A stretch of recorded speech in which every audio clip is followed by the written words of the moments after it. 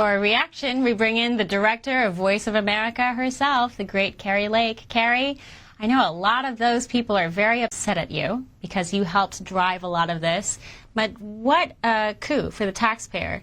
That said, their responses now is suddenly they're all for rural America. Well, I grew up in rural America, and I can tell you, rural America, the people in rural America have common sense.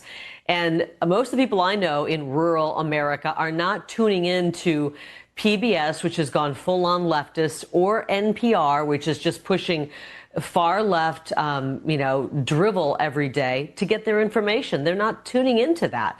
They have too much common sense to get their information from two entities that have gone completely biased over the years and have been a waste of taxpayer money. The issue is, if they're really that good and that special and that loved, they should be able to get the funding themselves and compete in a way where they're competing with real broadcast stations and actually be worth enough that people want to help fund it, or that advertisers want to advertise on them. Look, I grew up in Tornado Alley, too, and I remember growing up tuning into the local station, but not PBS. NPR and PBS were not our sources of tornado warnings and watches when we were having them every other day, it seems like, in the summertime. So this seems like such a specious argument, but at the same time, it is testament to, I guess, the level of desperation they have arrived at when it comes to trying to hold on to as much taxpayer dollars as they can outside of that market that you mentioned. Yeah, absolutely. You know, one of the things that PBS and NPR has been good for the Democrats for, and I'm not even trying to get political, they've just become political. If you tune in, especially when it comes to covering politicians and politics, they always seem to take the side of the Democrat. And so it's not, there's no parity there. There's no even-handed coverage. And the Democrats, it's almost becoming comical listening to some of the clips you just played, because they really are desperate. As President Trump peels back everywhere he can, peels back the funding on things that the American taxpayer shouldn't have to pay for, the panic in D.C. is palpable. You can feel it and you can hear it. They want to keep this money pouring into these entities. And take it from me, I'm the senior advisor at USAGM, U.S. Agency for Global Media. The money is being wasted. We're trying to figure out where it's going. Is it ending up being sent to places that it was not intended to go, and in the hands of people who did not have the authority to take that money?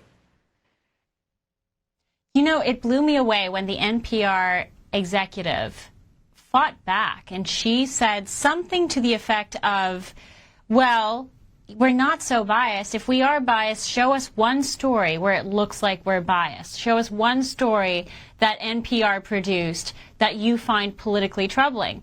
And we could point to a host of them. And the troubling part is the way that NPR goes about these stories. And Kari, you've been in the news business for a long time. There are certain words and phrases and facts that you can include into a real report that are just very subtly editorial.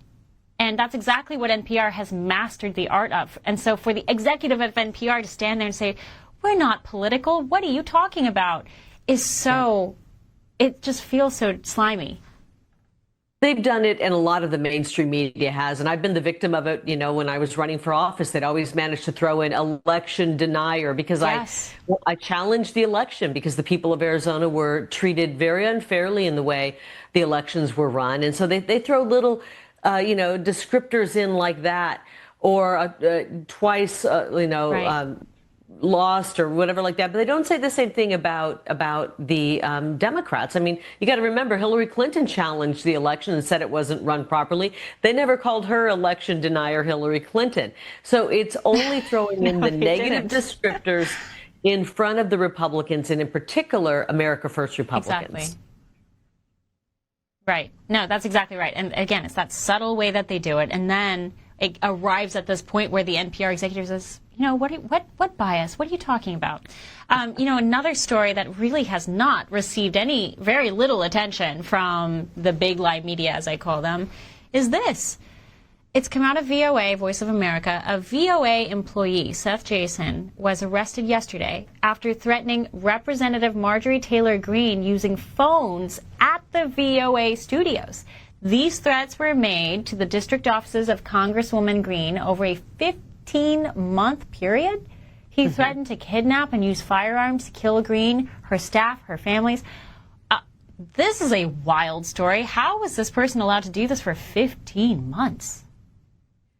It's shocking. I first brought it up during my hearing in front of Congress, and I said, things are run so poorly, things are so bad. There's so much many outrageous things happening in my agency, and I just learned we're the scene of a crime. And I couldn't go into a lot of detail a few weeks ago because I knew that the arrest was imminent. It was coming. And the arrest was made yesterday of Seth Jason, a technician who worked many years at Voice of America. And according to the indictment, he made these phone calls over the course of 15 months, literally terrorizing Representative Marjorie Taylor Greene, her staff, and their families, threatening, among some of the calls, threatening to show up at her book signings and book events with an AR-15 and shoot and kill her, threatening to kill her staff and their family members. They were living in fear for 15 months, and I'm shocked that it took this long to arrest him. They should have been able to track down the first call, but thankfully he's been arrested, and if he's found guilty, he's facing 27 years behind bars. Thankfully, U.S. Attorney Jeanine Pirro is taking these kind of threats seriously, and this kind of thing shouldn't happen. But the gall of being on the taxpayer dollar, the taxpayer pays his salary, he's at work, the taxpayer funds his work, the taxpayer pays for the phone lines, and if found guilty, he was using those phone lines to call in these threats. Over 8 times these threats were called out. Wow, that should be a very interesting response if they get back with you. I smile at the idea that we have Judge Jeanine Pirro as our U.S. attorney in D.C. She does not let a lot of this crap get past her. So hopefully, with that kind of leadership, we're going to see some justice here. Kari Lake, a pleasure as always. Thank you so much for making the time. Thanks, Chanel.